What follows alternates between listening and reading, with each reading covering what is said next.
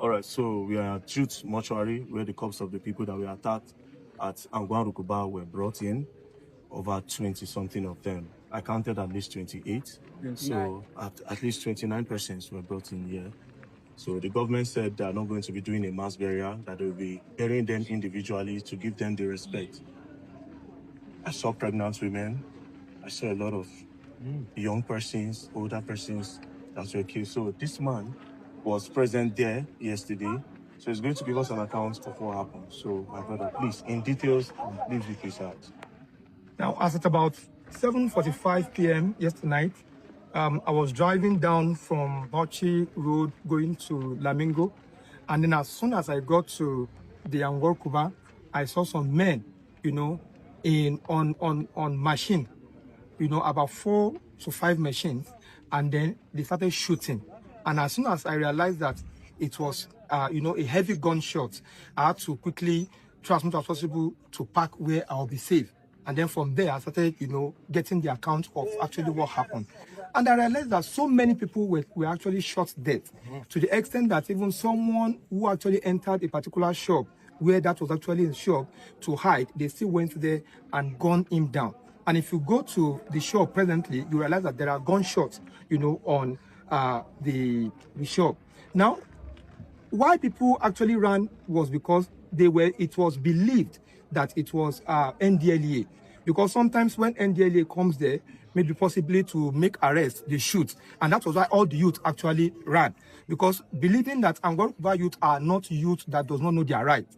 But considering the fact that, NDLEA had been coming there before, they thought it was a normal arrest and then they ran. And that was why the casualties was actually much. And that was why the culprits also were able to, to escape. So after that yesterday night, some were actually taken to the hospital, some of the victims, and some that actually died immediately, were left there. And why they were left there was because everybody was agitating that taking them to the hospital, there might be, a report of saying it is just one person. And while, the victims were much, or the dead were much. So the people that you saw, yes, what were they wearing? The people that came were actually wearing this. Some of them wore like a camouflage, and then some of them also were using this their turban. And some of them, one of them was actually shouting, "Is it Andro, something like that?" NDLEA. No, not NDLEA. Endro. That is in Fulani language now. Yes, you know that they should pull back and stuff like that. So the camouflage that they were wearing, what type of camouflage was it? It was not actually a direct green and black camouflage, but it was black and a little bit deep green. Did you see the type of gun that they were holding? Actually, they were actually using AK-45. AK-47, sorry, yeah. Yeah. And that was why, if you go to, why I said so is because if you go to the scene where I said they actually entered the shop and gunned down, you realize that there is even a gunshot, on the wall. So if it were a normal gun, the gun will not penetrate and even give a hole to the door, because the door is actually a steel wall, not actually the people I saw. Yes. The bodies I saw. Yeah. It's not all of them that were carrying bullets home. Yes. So how is it possible that they come down at some point to start using cutlass? Yes, it came down at some point to start using cutlasses. In fact, we have account of like 2-3 people that you see cutlass on their head directly. The videos are there, to show the evidence of what actually happened. Now, there is one thing that actually baffled me in the whole situation. Now, the police, we've always been hearing that police are friends. And in that particular spot, there's a police station. So even the police station actually ran for their life. These are police that actually they are armed. So we believe that they should have, in one way or the other, even if they were unable to arrest, at least they should have a contact of gunshot. But even they themselves had to close down the list and they ran away. So it means that our security is on question mark in this country. Well, it's quite unfortunate what happened. And like I said, personally, I am not a journalist, so I'm not aggressive on the journalist. I also believe that we all have the capability to do what they are doing. There's no monopoly in buying people. There's actually no monopoly in it. Yesterday was a very significant day in the Christian calendar. Yesterday was Palm Sunday.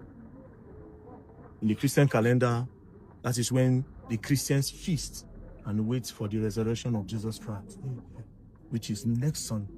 Next Sunday is Easter, which is the resurrection of Jesus Christ. So doing that thing yesterday was barbaric. This same thing happened on Saturday in Borno State. A lot of people were also killed. Now, it's quite unfortunate that the Minister of Defense, Christopher Musa, I was surprised when I saw him on the campaign ground, that the Minister of Defense are supposed to be strategizing with the amount of insecurity we have in Nigeria. You are campaigning? That is the most craziest thing. I lost hope. And I watched an interview from the minister, from the Chief of Army Staff, I think, where he was saying that they can't be killing the terrorists because just the way he said it, he said like a prodigal son, that they can come back home and they will be forgiven.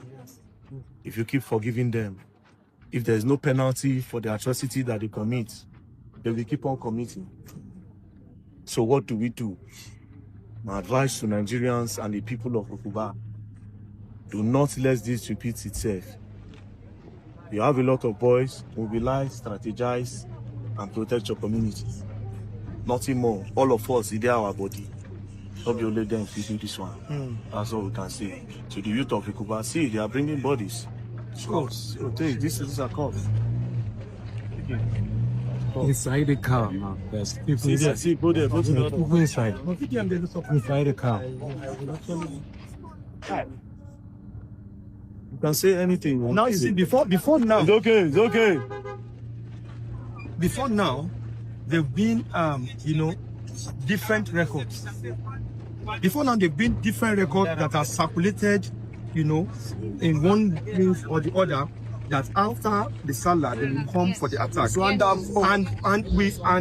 And we believe that the security architecture is supposed to have a proactive measure based on the record. Yes, because I heard there was an info that Yes, these people, they put out a word that they will do this attack. Yes.